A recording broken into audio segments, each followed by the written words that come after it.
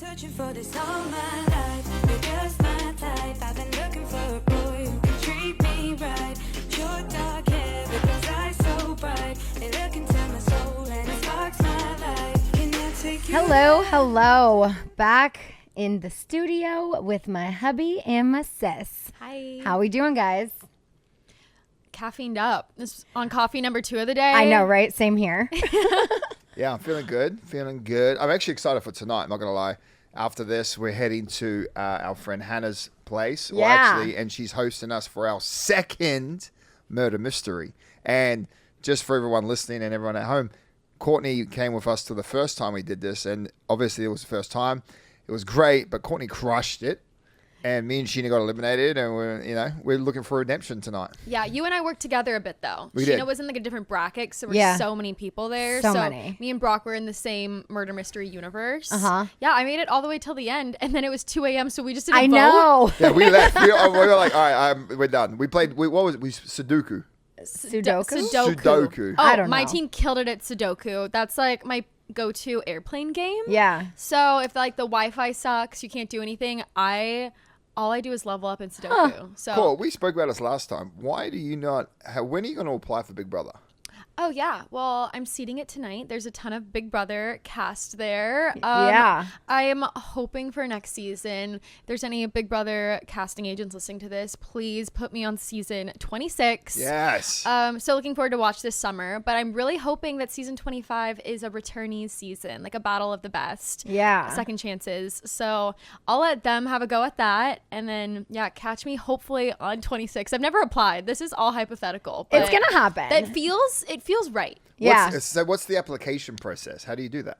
I don't know. Is it just you go on the casting online? Because I wanted to apply for Survivor for a period of time, and I think I'm just going to apply. It's a lot of video. Yes. It's a lot of like Which video. gets me- Yeah, remember, honey, when you were trying to do your circle audition and it was like 15 times? He was so frustrated. I did when I applied for Fear Factor. We had like a full edited vlog with like transitions and photos popping up. It was like a lot went into the application process, which I'm sure a lot of people just sit in front of their laptop and are like, "Hi, Yeah. I'm Brock. I'm from Australia." I did that and I still struggled. Yeah. So that's the I was problem. like, honey, here's what you need to say. Oh, And- Scheana hops in the chair and she goes, "My name's Brock." Goes through the hit list. Well, it's also kind of what I do for a living. You know, when we have to go into Vanderpump interviews and we sit in the confessional, like that's just kind of what we do. We have to rehash. We got to do sound bites. Can you give for the listeners and all that, even for me, like advice? Because how do you have that conversation? Because you know that you're speaking to your producer, your showrunner, and they want you to talk.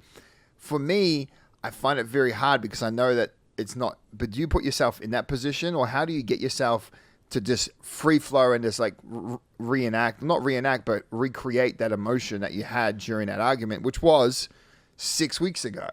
I mean, honestly, every situation's different. It depends on what specifically we're talking about. Sometimes you can get like fired up when you're sitting in there doing interviews because you're like, oh, I forgot about that. But I mean, that's our job, you know? So it just depends. I mean, sometimes it is easy to just bring that emotion back when you're talking about something. And then I don't know, I cry almost every day. And not because I'm sad, but there's just like happy tears, or there's some tears I think that come out of my eyes every day. I feel like I'll get over things, but let's say like, you know, when you maybe don't like someone, you kind of forget why you don't like them. And then someone brings Yes. it up and said, "Hey, remember when this person did that to you?" And then you're like, Oh my God. I'm mad all over again. I forgot that's what they did. So I'm sure that would be easy to bring those emotions back. That literally happened to me yesterday morning. I get tagged in a tweet of all of these past fights I've been in with a certain cast member. And I was just like, I forgot about that because I just know I don't like you anymore. It's enough. We don't fuck with each don't need other. to remember It's fine. reasons. No, I'm not gonna just rattle off, well, one time you did this and then you did this and you did it. It's just like, we just don't like each other. End of story. We don't need a million reasons for it. And I feel like all our friends can keep track of that enough. At least Yeah. my friends will be like, "Oh, you don't like her because she did that." And I'm like, "Oh, yeah, I'm glad you remember that because I Yeah. No, and then just in like conversation, I'm like, oh yeah, and then she did that, and you know, things just get brought back up that I forgot about because I just don't care. doesn't really matter at the end of the day. Yeah, it doesn't. So Should we get into some questions? Look, I'm Brock, did that answer your question? Yeah, that answered my question. Thanks for the help, honey. Yep, You know, I mean, it's been only 3 weeks we've been on air, and it is just craziness everywhere, all over social media. I mean, the ratings are fantastic. I'm going to New York on Monday. I'm doing Watch What Happens Live next week. Tomorrow night, we are doing a live podcast for the Shopify event that Lala, Christina, Kelly, and I are doing. And if there are any spots left, I would recommend RSVPing now, because last I heard, I think they might be full every night. Yeah, but I'm so excited to do that this weekend. New York next week. Yeah, lots of shenanigans. How are you feeling, honey? Week 3. Obviously, there's a lot going on in this week's episode. A lot. I kind of sets up for the season, but how are you enjoying watching it this time around? I mean, I just have to remind myself where I'm at today, that I'm happy and content in my life today, and I can't let these past things affect me, because I feel like when I watched this week's episode, I was like, oof, okay. My heart rate ran up. Yeah. I was getting frustrated. No, same. My heart rate ran up, and I have my Fitbit, and I looked down at it. I was like, this can't be good for my heart's going up. I looked down, and I was at like 91 beats per minute, and I'm just stressing over just watching the show, and I'm just like, this is not fun. No, it's just because like some people are just so vile. To say that you want to see someone's world crash and burn and that you would smile is disgusting. Yeah. And I liked how you didn't even really engage during that conversation, because you know when you hear something about you that just doesn't, it's not like you even feel slightly defensive or guilty. It's not true. There's no even reason to get defensive in response. So like, I like I'm that. the troll. I think You're just honestly, like, okay. more. It's not even being defensive about that. It just feels. It's just very. It's not aggressive. It just sucks to hear those words. Like no one. I don't care. Like it's just annoying. Well, I mean, just especially when you can say something mean, whatever. I can shake a lot of stuff off, but when you play into either one of my biggest insecurities or fears, and like, see, the tears are gonna come right now every day. I'm telling you. But like with just my OCD and all of that, it's like, that's my biggest fear every day, is losing everything I have because I'm so happy. So to hear that being said is beyond hurtful. It's just like, there's so many things that are just unforgivable at this point. And I'm like, I would rather just move in the same direction I'm in, and that is without certain people in my lane. Look, we just keep doing what you're doing. You've been doing really good, especially this year. You've really been applying yourself, giving yourself a lot of exposure to things. And honestly, honey, I see you shining. You've crushed it. And that is also with the people that are around you. The people that hang around you, you know, not everyone has to hang out with everybody. And that's the best part about being humans, you know? Yeah. We find the people that works for you guys, and that's it. And that's the best part. And you got to surround yourself with those people. And I think you are doing that, you know? And so I'm fortunate that in our friend group, we have these issues that we deal with. But I think within that friend group, you still have good friends in there that support you, and you guys support each other. No, 100%. All right. Well, let's get into the questions, considering we already cried. Do you want to continue talking about the show? Sure. I feel like you have to address this. What were your guys' thoughts on Raquel's Instagram post? Messy or funny? Both. Can we put context behind the post? Here's the thing about myself and Raquel. We are both unintentionally messy. I know some may refer to us as intentionally messy, but Raquel and I are two people who think with their heart and have their head in the clouds at times. Raquel just wanted a cuter picture. Look, if people are going to be talking about her and Schwartz and using this like same old photo, it was just like, here's a different photo. Like, here's some new content. Yeah. You know, if you're going to keep talking about it, here's a cute photo. You know, she thought nothing of it other than I just wanted a different photo of me and Schwartz out there. What about that TikTok sound that's like, it's not that serious. It was never that serious. Yeah. You know what it never was? That serious. It was never that serious. Quite frankly, will never be that serious. Never. Like, I feel like that's Everyone reads into everything so much. It was like, it was never that serious. No, like, yeah, it was a little messy, but I mean, I'm a little messy all of the time. I watched it in this episode and you're literally like, honey, I'm like, oh, I just thought he knew. It was funny too. This question came in and it said, why don't you own up to being messy instead of acting so aloof about it? We'd respect it. Like, this is for you. I am messy, but it is not intentional. It's not malicious. I just can be messy because sometimes I say things that I think the other person already knew or that I think is common sense or public knowledge. And then I just, I need to put my foot in my mouth. You know what it is, honey? It's how you explain things is your explanation for why you're doing things. And through that explanation is the foot and mouth that comes with it and the messiness. Yeah. And it's just to justify how you got to your response. You know, it's just, this is how I got to here. And I think that's a big one that you've been working on yourself, because if you do even say that you are messy, people already know you are. And you know what? Maybe that's why I still have a job. We all are messy, honey. I don't think it's like a negative thing to say. I even saw some comments on social media this week. They're like, yes, Scheana's messy. You watch the show for messy. Mm-hmm. You want her to stop being messy? The show would be boring. Like, let her be messy. And I'm like, I am messy. Raquel is messy, but we don't do it maliciously. We're not trying to get under anyone's skin or to have a dig or like, that's just not where you guys are trying to figure out your way through this. Yeah. Whatever you call this. and there's no handbook.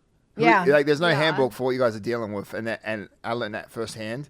And you know what's coming your way. You just got to do your best. And I actually really enjoyed the side conversation you and Raquel had the other night at Schwartz and Sandy's on episode, was it 2?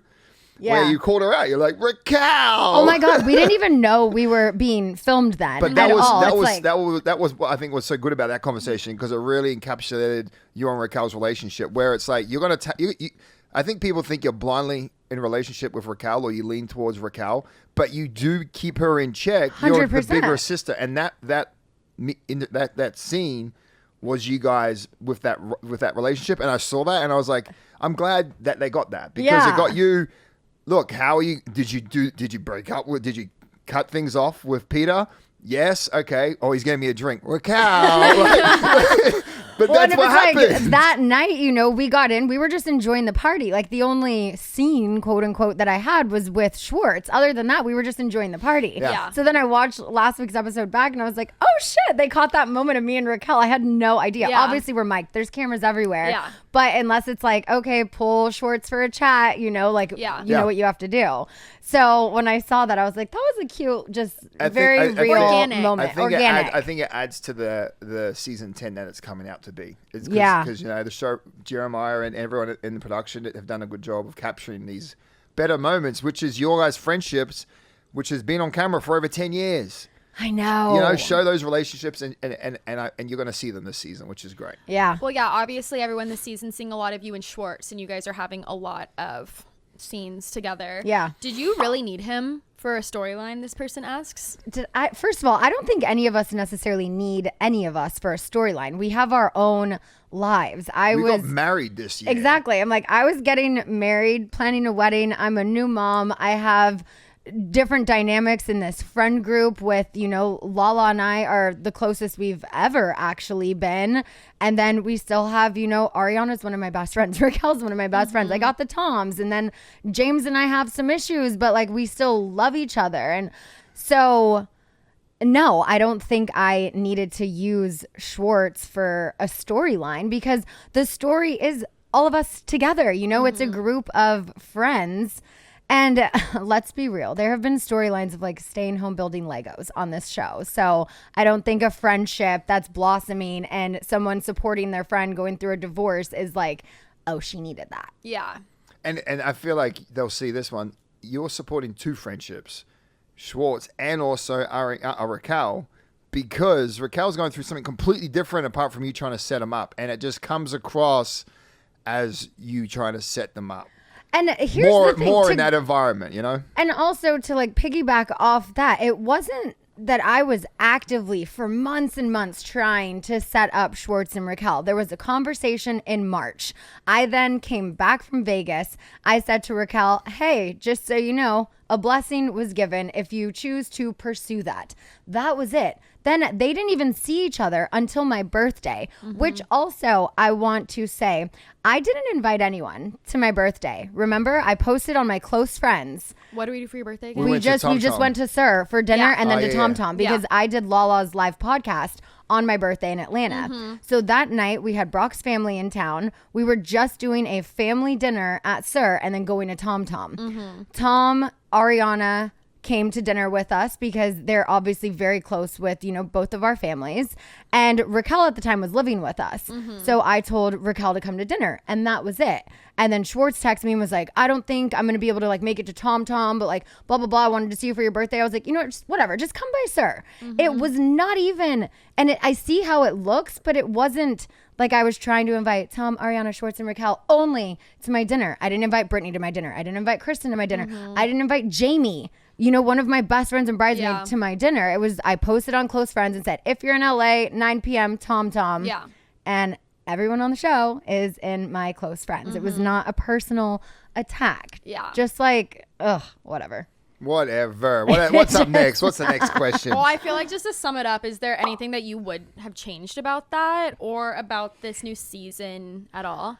I think I maybe just wouldn't have even suggested the Schwartz and Raquel thing again. You know, it was already at my birthday. Raquel thought Schwartz was looking cute and she's like, ooh, I kind of want to make out with him. And I was like, oh my God, you should. Yeah. So you wish you were, if you had a regret, it would be like, leave it at that. I think and then just Put it on the table and leave it alone. yeah, at my birthday, okay, they didn't make out that night. Leave it alone. But here's the thing about the podcast, honey. You ask about 30 questions and I asked so they many. give you, they'll yeah.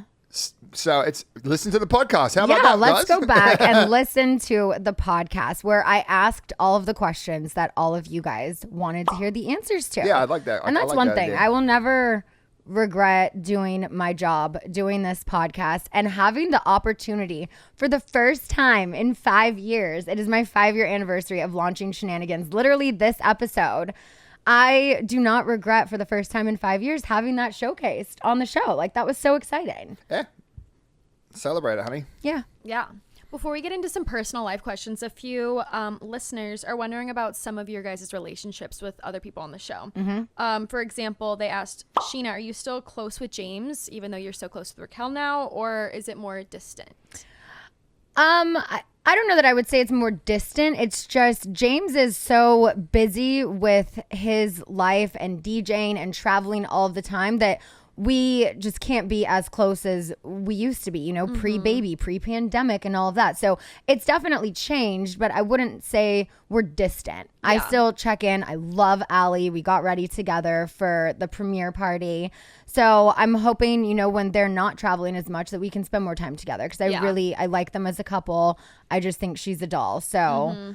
But, you know, we'll see. I know James has some choice words about me this season, as we just saw in this week's episode. His choice words about everyone. What did he call Exactly. you? What did he call you? He called me Miss Pumpkin Pie. Obviously, he was upset, as you saw in the episode, about when Raquel came on the podcast. But again, Raquel had asked to come on the podcast. She was like, I have something to say. I feel comfortable saying it on your show. I want to put this story out there. So I was like, okay. Yeah. I feel like people think that I'm like pinpointing my friends in a vulnerable time, being like, come on, come to the podcast. And I'm like coercing them and tricking them. And I'm like, I'm not this master manipulator. And Y'all this think I isn't am. a gossip podcast. No. Like, if they looked at your podcast, you've had so many amazing people speak on so many different subjects on the pod. So... But like also sometimes people who are on the show want to come on and tell their story because they have a story to tell. And this is a safe place. And people like Raquel and Schwartz don't have their own podcast. So Exactly. Yeah, I feel like it's the notion that you take advantage of your friends' downtime, or you take advantage of your friends, whatever they're going In a through, right? vulnerable time. In a vulnerable and I exploit time, them. you exploit them. Here's the thing: you guys exploit each other for the last 10 years on Vanderpump Rules.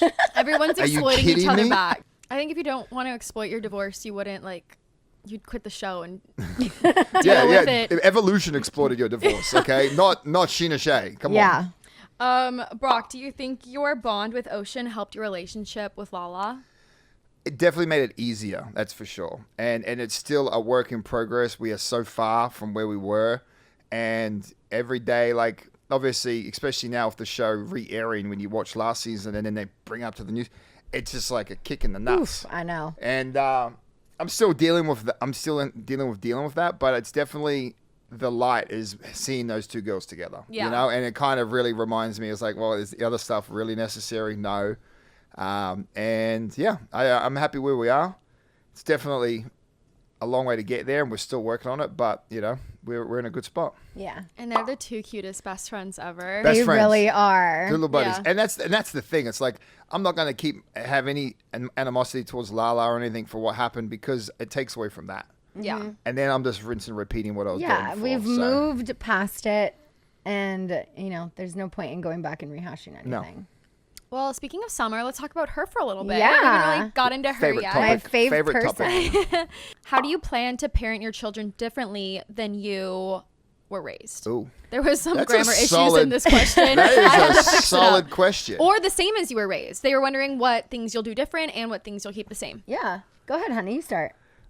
Okay, well, Scheana and I had a breakdown in the kitchen the other night about this exact topic, purely because of my situation of how I raised, and it wasn't for a lack of love or a lack of anything. It was just situational and environmental, and that I realized had a big impact on the amount of pressure I put on myself and my wife into parenting, you know? And so I think for me, I want to give Summer the best bumpers she has, the best like support in the world, where she can do whatever she wants, but I'm just going to have like a bumper here and a bumper here, and she can bowl or strike, you know, and I'm the bumpers.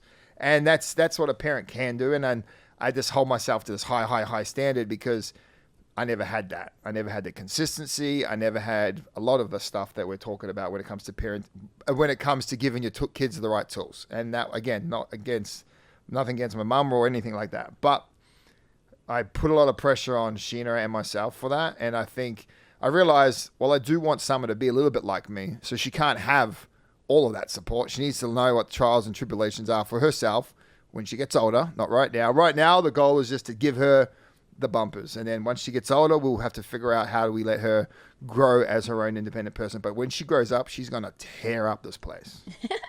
Woo! Yeah, I feel like I want her to have a lot of the same things that I had growing up, as far as, you know, the family time and the holidays, and growing up with her cousins and his cousins, and like just having as much of that time together as possible.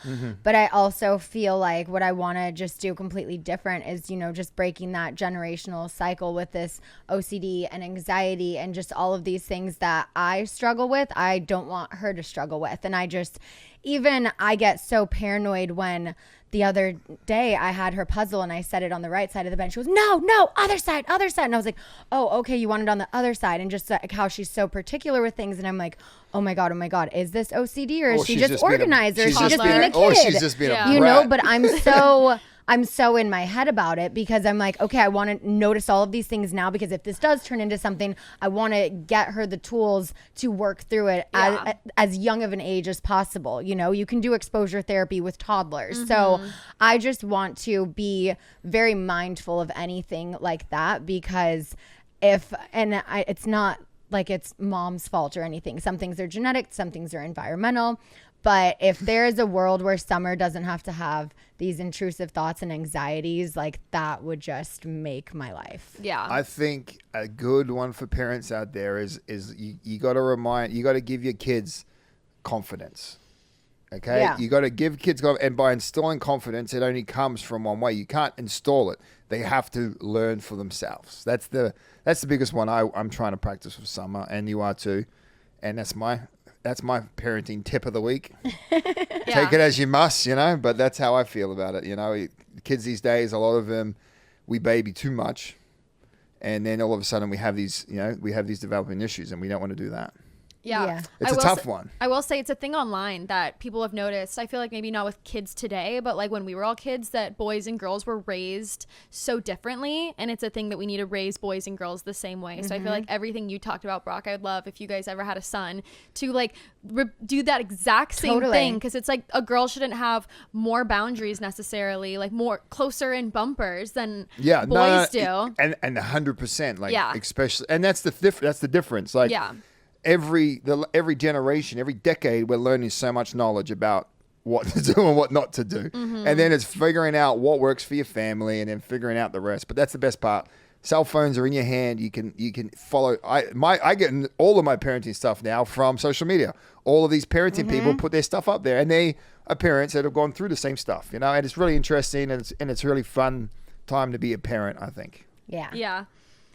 This question asked, are you guys religious, and are you going to raise like Summer religious as well?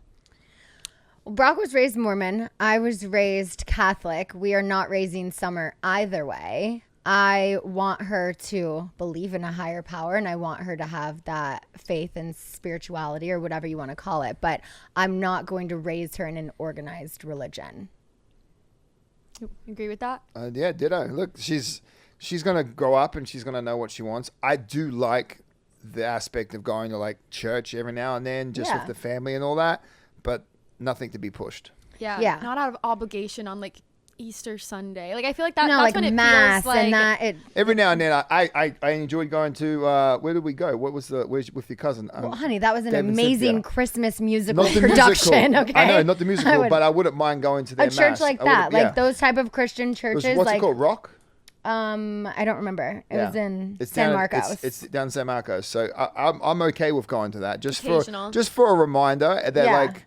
Because if Summer wants to have that belief, it gives her another belief in herself, and that's where I see religion adding to people's benefit or performance is like that is going to instill confidence because they're going to have faith in themselves because somebody else is looking out for them. I like that concept. I follow this one influencer, and she actually just posted about this the other day. She has 4 children, and they go to church every Sunday, but she tells her kids every week before church to go and find a community there and like let resonate, like, or what did she say? She was like, whatever resonates with you, like, go for it. But if there's anything that like doesn't, like, you don't have to believe everything that they say. And I was like, I love that because I know she grew up Mormon too, and I love that she's not like, you have to believe everything that these people are saying every Sunday. It was like, if it doesn't vibe with you, that's fine. Just take what does, run with that, and build a community there. And I'm like, I love that outlook rather than forcing it on a child. No, I completely agree with that. And I feel like where I went to college, like at Azusa Pacific University, and we did chapel, and it was like you had music and then you had a good message. And that is the type of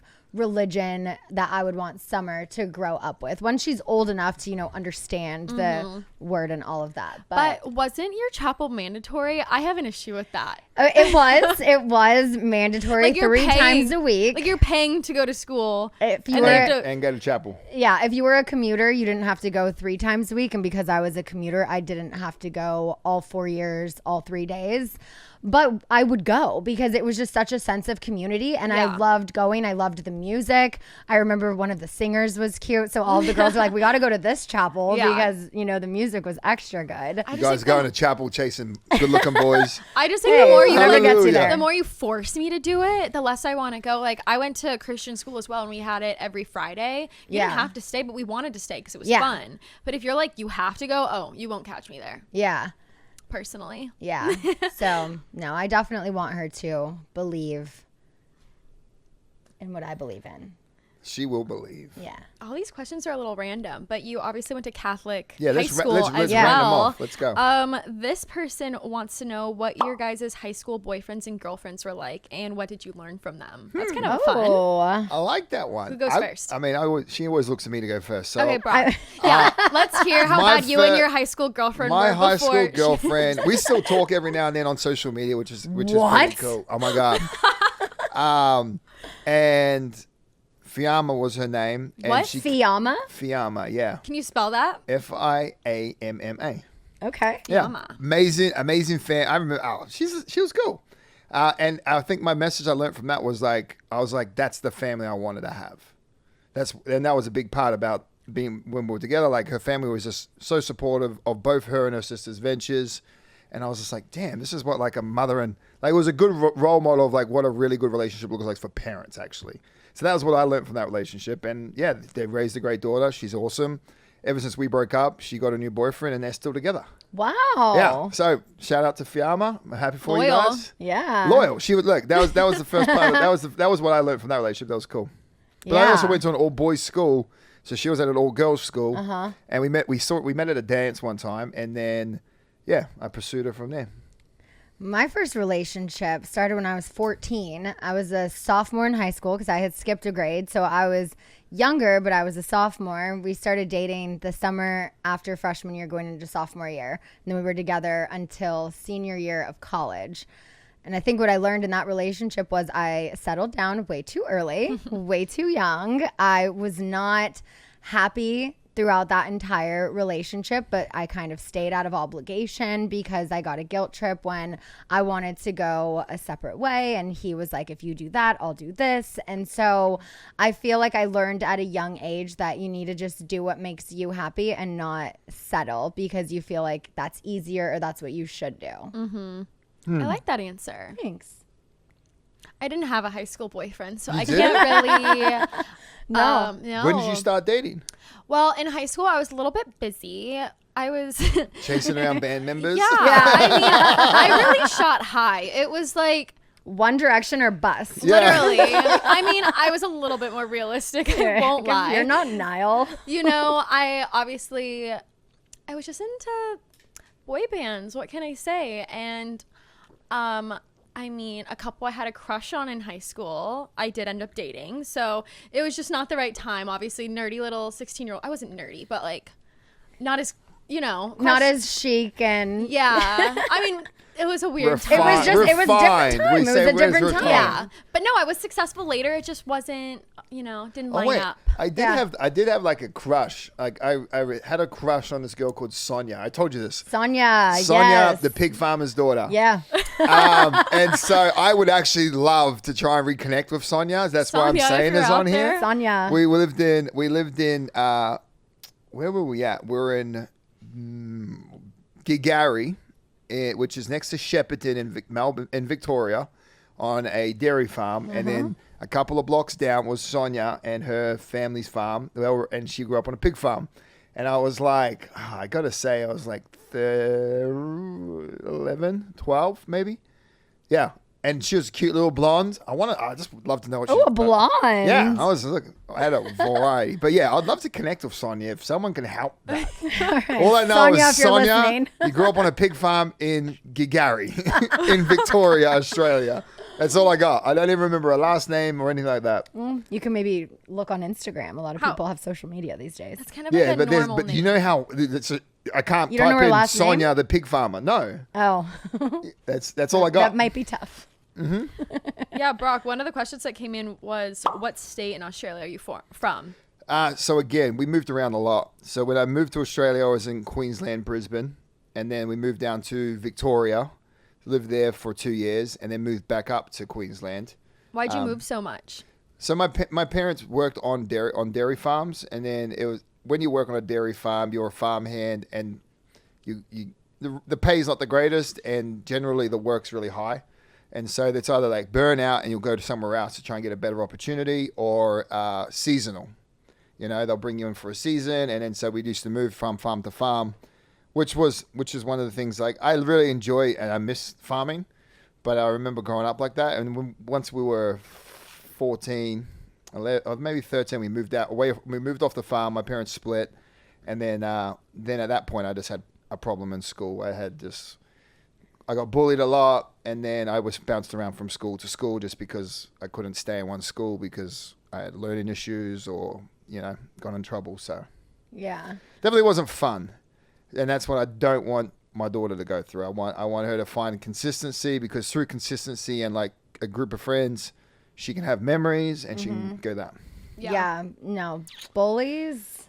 We should do a podcast about bullies, because I'll tell you what, and I only got bullied because I had lost my finger when I was 10, or when I was 4. That's such a lame reason to bully you for. I know. But kids you have glasses, you get bullied. You just have to have one thing different, and a kid's going to bully you because they don't.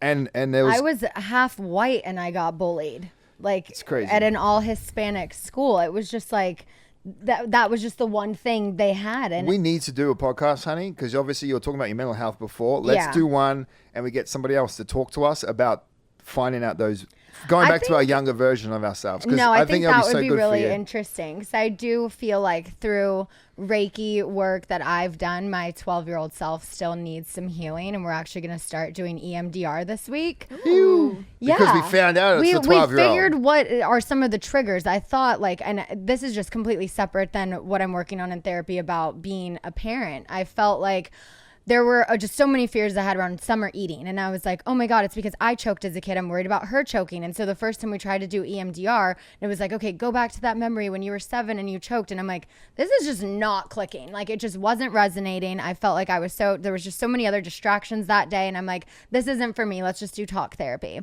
And then in my session last week, I was telling her about how mom got all of these home videos of us and watching them back and just seeing how absolutely miserable I was at this point in my life. It was so hard to watch back. And I was telling my therapist that, and she's like, oh my God, Scheana, this is where the EMDR comes in. Like, these are the ones that Those you are need the to memories go. that trigger. She's like, but you Over. have to go back. And then I'm like, and then I feel like this season is taking me back to just getting bullied and people wishing bad things upon me, who is a good person, who doesn't do things with ill intent, who tries to just do the right thing and sometimes fucks up. I'm not perfect, but I feel like a lot of things recently have taken me back to that place, and that's the next thing I want to start working on in therapy because I'm clearly not okay. Yeah, it's funny that keeps coming up. You truly look miserable in all of know. those home videos, and know, it broke my heart. We could probably like pop some up. Yeah, we could pop that up here. David and his hair. Look at all these beautiful women. Shalom, smile. Scheana, happy as always. There's the king. But I don't know how mom didn't recognize that because I feel like you would recognize that in summer. I mean, I Yes. get it's not like a dramatic change. Like it's not like you maybe changed overnight. It was probably like a slow thing, but I don't know how you can't recognize that. And in a even in like child. 2 or 3 different videos, mom is like on the video and she pans over and she's like, there's Scheana, happy and smiling again. And I'm like, obviously you're being sarcastic because Yeah. like I was never smiling. She's like, I don't know, maybe I just thought you were going through puberty or just had an attitude. You know, I was 12 years old. Yeah. So it's like, I get that. And also she had she had a new baby and I didn't want to ever burden her with any of the stuff. She had a miscarriage. I couldn't tell her that, you know what, mom, when I go to school, I'm actually worried that I might get killed on the way home. Like these girls were so vicious. But do you think you weren't comfortable enough to tell her that, or you think you just didn't want to burden her? Like, were you comfortable enough? Yeah. Oh, I could have 'Cause told it's like- mom anything. Like Yeah. she was my best friend. She still is. I've always felt comfortable telling her absolutely anything, but I didn't want to burden her with that. I felt like from such a young age that I could just handle it all on my own. Same as like now it's like I feel like I could just take on so much, but then sometimes you just break. And at the time I'm like 12 years old. I'm like, I got this. I don't need to bother mom with it. But literally up until these videos that mom showed us recently like came out, I forgot certain things. And that's why I do want to do EMDR because I actually forgot until 2 weeks ago. I was telling Brock, I'm like, I was literally worried for my life. Like these girls I thought after school might jump me and kill me. Yeah.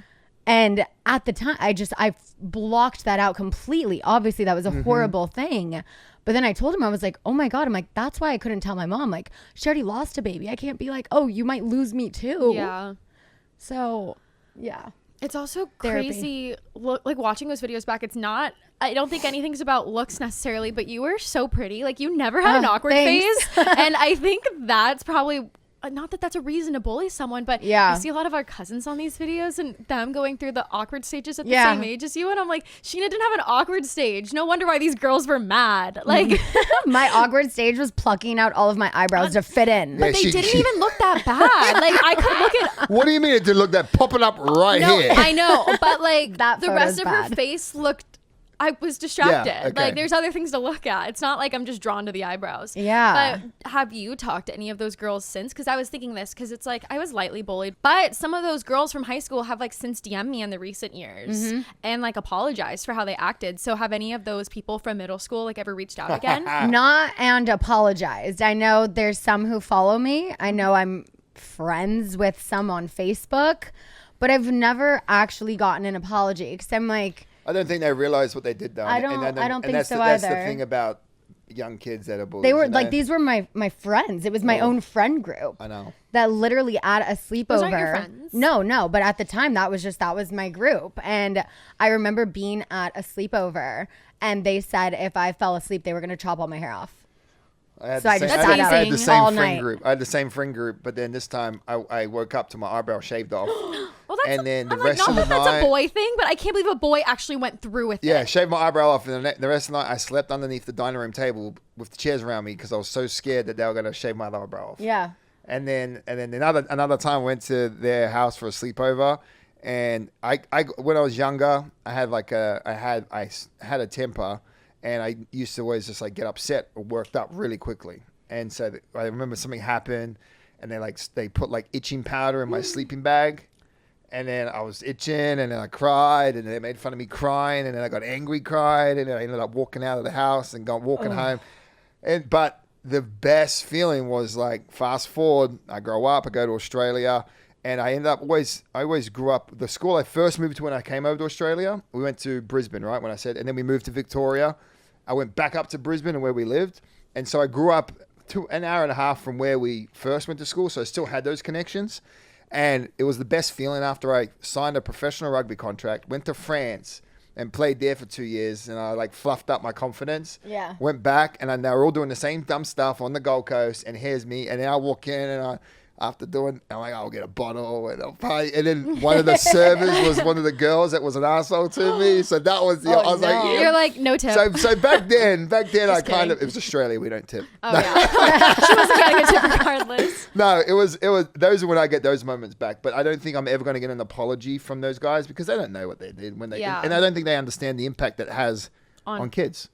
Yeah, even this weekend in Palm Springs, Lala came up to me and gave me a hug and just apologized yet again. She's like, I'm so sorry if I've ever, said things to take you back to that 12-year-old place. And I'm like, you have.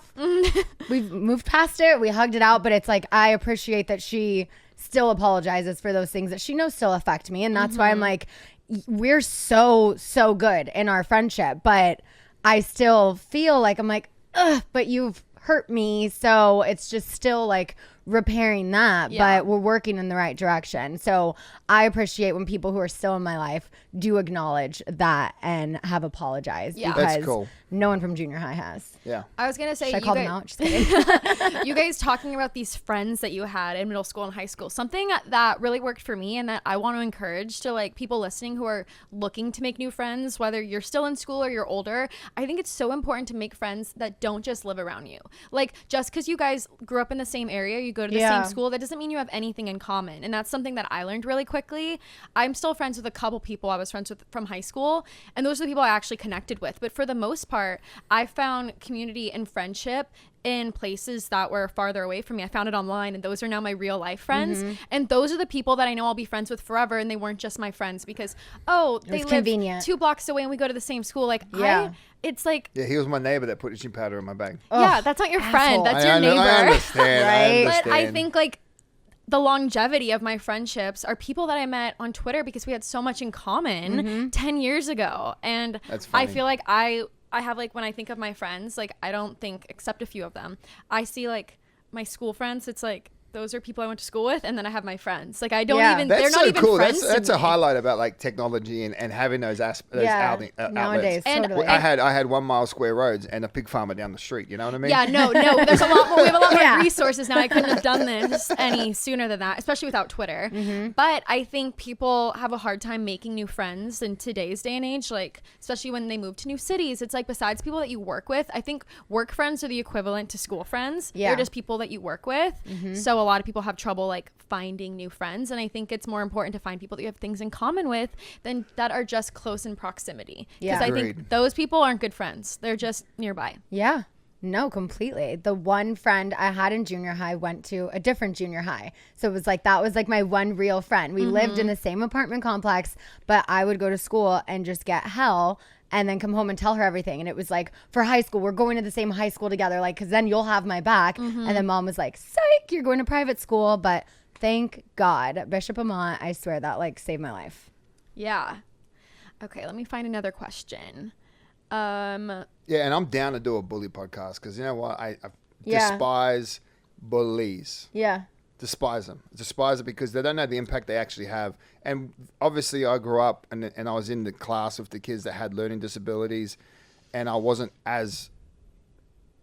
only suffering four fingers and ADHD, and that's about it. And some of these kids actually had real debilitating issues. And yeah, kids were assholes. And I got kicked out of, I got suspended from a school because I beat up a bully because he made 100% valid. Deserved it. And then Matthew was always my friend after school. When I did that, he's like, Brock, and he's this big guy, and he couldn't handle people touching him, and he was just touch him. I was like, stop touching him, bro. And they touched him, and I just dropped this kid. Ooh, it felt so good, and I got suspended. Yeah. I saw a really cute pic on Twitter. Looked like it was on a college campus, and there were these two really buff guys that set up like a table with a poster sign, and it said, "Do you feel unsafe walking like to your dorm or from class to class? Like, let us know, and we'll walk with you." Yes. I love these two bros doing good. Like, that's cool. I think that was awesome. Yeah. And I'm sure a lot of people like feel that way and would never think to like ask for someone to walk with them. That's cool. Totally. That's cool that Being that's out there. happening. That's great. Yeah, I hope people took them up on that offer. Yeah, for sure. Okay, so we're just talking about your guys' past. We're talking about bullies. Yeah, that's rapid fire. Like next 5 minutes of rapid fire questions. Okay. Well, I don't know if this is a rapid. We'll just quick answer. We'll just quick But, answer. No jibber grabbing. This girl wants to know tips to heal from a breakup. Oh. I honestly think time and space apart from that person is the best way to heal. I understand sometimes circumstances, sharing animals, a job, a friend group can not make that as easy, but as much time and space apart from that person initially, I think is so important to heal. And then personal time with yourself. You just came out of a relationship, so find out what you didn't like about that relationship and what you want out of a relationship, and just work on yourself. Because then if you that's it. That's all I got for that one. Nice. Brock, share some tips and tricks for staying healthy while on vacay. It's an absolute nightmare, always. But here's the thing. If you, and I fall off and on, but the easiest way is just to pay attention to what you're eating when you're on holiday. That's it. Because the box of cookies But like, that pay Jax attention brings to over, what? Like, just what does that mean? just don't go overboard. You can have the cake here. You can have the dessert. But don't have two desserts. Don't have the dessert after breakfast, lunch, and dinner. Wait, can we talk about the cheesecake from the other night? No, we can't, because this is a prime example why I said it's so hard. Okay? It was funny. We were in Palm Springs. We were ordering on Uber Eats, and I passed my phone around for everyone to order, and I just wanted to confirm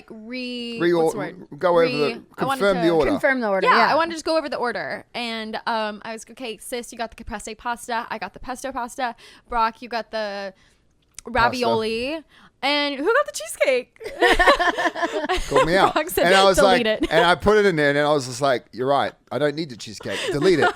And that's the hardest thing. Like, honestly, on vacation is saying no to that. But what happened this night is once I said no to the cheesecake, generally I'm fine because I said no, it's not coming into the house. If I'm at the shopping center, we're going grocery shopping, I say no, it doesn't come home, I'm good. But if I know that there's something like that in the house, You don't want to let it go to waste. in my head, it's just like, you're not winning this. So 8 Reese's cups later. And Girl They Scout were cookies. thin Reese's cups. Thought they might be helpful. Skinny. Yeah, but they didn't help because I had like 8 of them while we were playing Clue.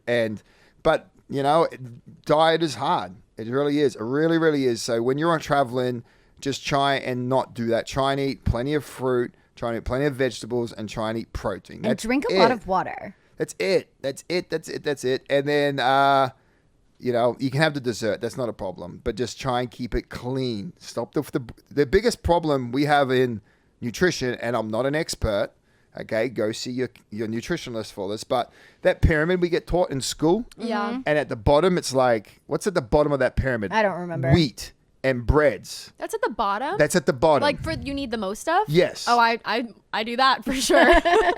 Flip it upside down, minus the sugars, but the fruits, the veggies, and the meats. That's what you eat. You don't eat the breads, the grains, because the grains aren't even grains anymore, especially in America. It's genetically modified. So you're not actually getting all the nutrients of these whole wheat grains that they say they have. They're whole wheat, genetically modified, which is just wheat with no nutritional in it. But And That's that's how it. the people got sick in The Last of Us anyways. Yeah, exactly, right? Last of Yeah. Us, see? There's a whole They don't pandemic watch. on it. Anyone who watches, they'll understand. But no, I think when you're traveling, the biggest plus is be aware of what you're eating. Don't eat, eat dessert. Don't eat dessert all the time, and ask for sauce on the side. Sauce on the side will save you. You don't have to be the asshole in there and be like, "Well, can I get no butter?"